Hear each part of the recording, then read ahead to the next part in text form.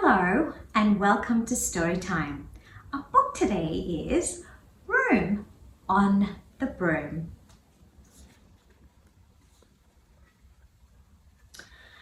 The witch had a cat and a very tall hat and long ginger hair which she wore in a plait. How the cat purred and how the witch grinned as they sat on their broomstick and flew through the wind. But how the witch wailed and how the cat spat when the wind blew so wildly. It blew off the hat.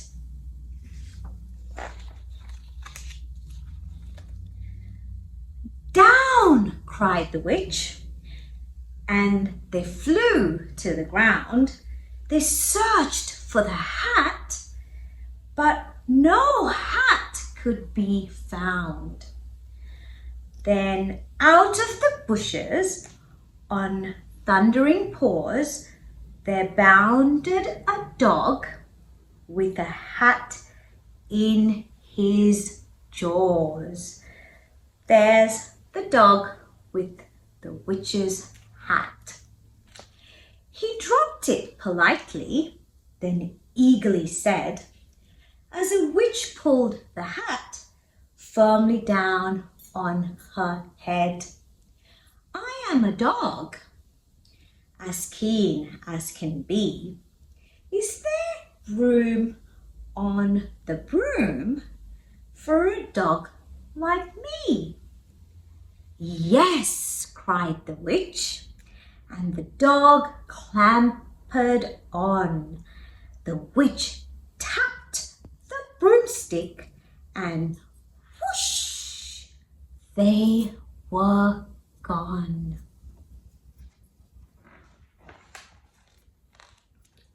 Over the fields and forests they flew, and the stormy wind blew. The witch laughed aloud and held onto her hat, but away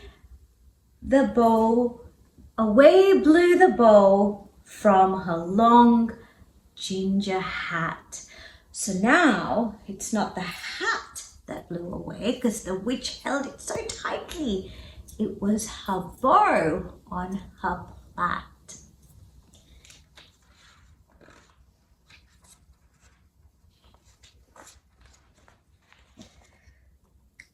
"Down!" cried the witch, and they flew to the ground. They searched for the bow, but no bow could be found. Then out of the tree, with a ear-splitting shriek, there flapped a green bird with the bow on her beak. So there's the bird with the witch's bow. She dropped it politely and bent her head low. Then said as the witch tied her plait in a bow, "I am a bird as green as can be. Is there room on the broom for a bird like me?" "Yes," said the witch. So the bird fluttered on. The witch tapped the broomstick and whoosh, they were gone.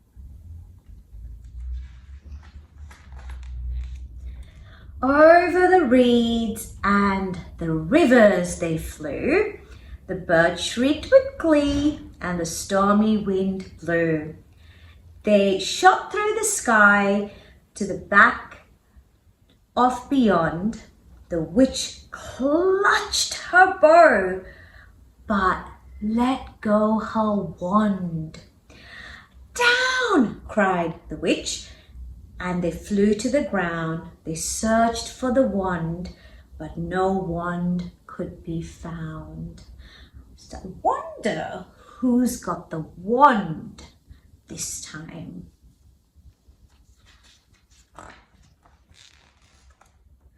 Then all of a sudden, from out of the pond leaped a dripping wet frog. He dropped it politely. Leaped a dripping wet frog with a dripping wet wand. I skipped a line. Oops. He dropped it politely, then said with a croak, as the witch dried the wand on her fold of her cloak. "I am a frog, as clean as can be.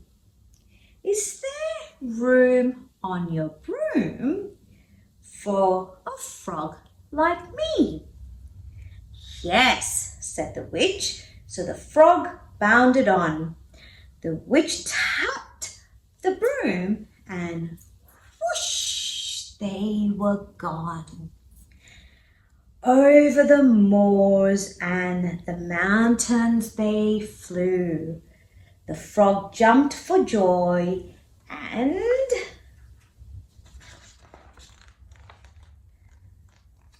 the broom snapped in two. There's the top part of the broom and there's the bottom with the cat and the dog and the frog and the bird all in the air. Down fell the cat and the dog and the frog. Down they went tumbling into a bog. The witch's half broomstick flew into a cloud, and the witch heard a roar that was scary and loud.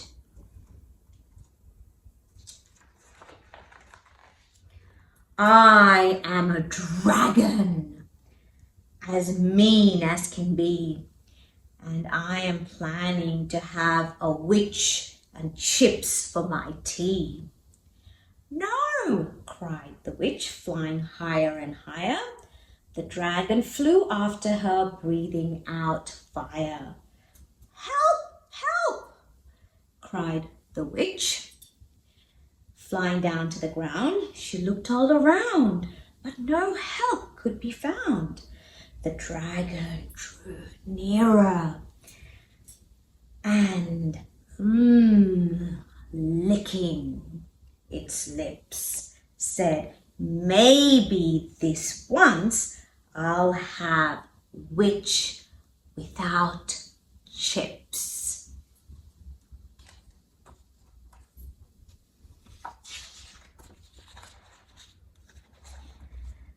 But just as he planned to begin on his feet, from out of a ditch rose a horrible beast.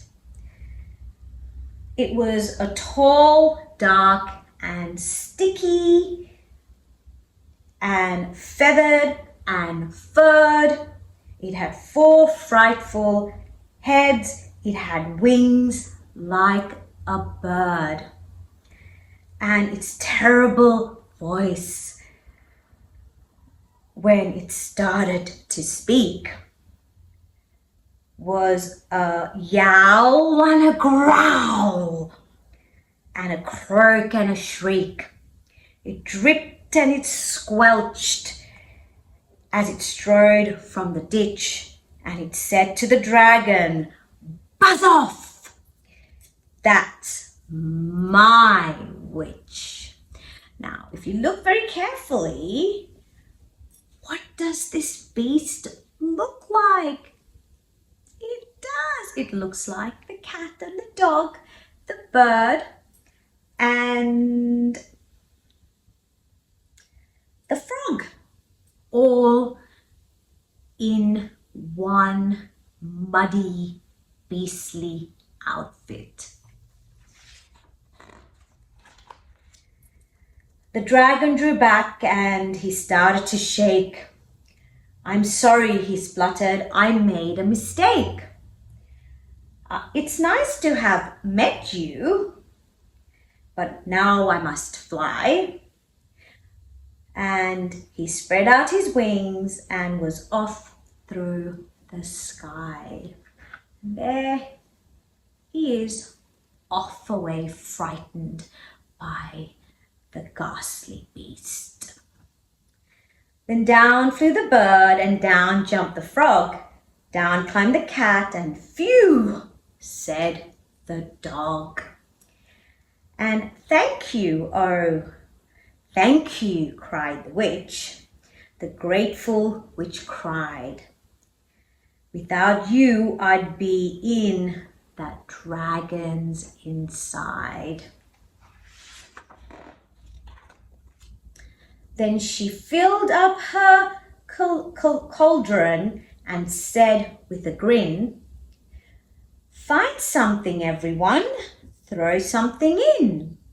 So the frog found a lily, the cat found a cone, the bird found a twig, and the dog, what do you think the dog found? A bone. They threw them all in and the witch stirred them well. And while she was sitting, she muttered a spell. Iggity, ziggity, zackety, zoom. Then out rose a truly magnificent broom. While seats for the witch and the cat and the dog, a nest for the bird and a shower for the frog. "Yes," cried the witch, and they all clambered on. The witch tapped the broomstick and whoosh, they were gone. Now, isn't that the most magnificent broom you've ever seen? It's definitely one I've ever seen. Never seen one that's so beautifully crafted with different kinds of seats for all her passengers on the broom.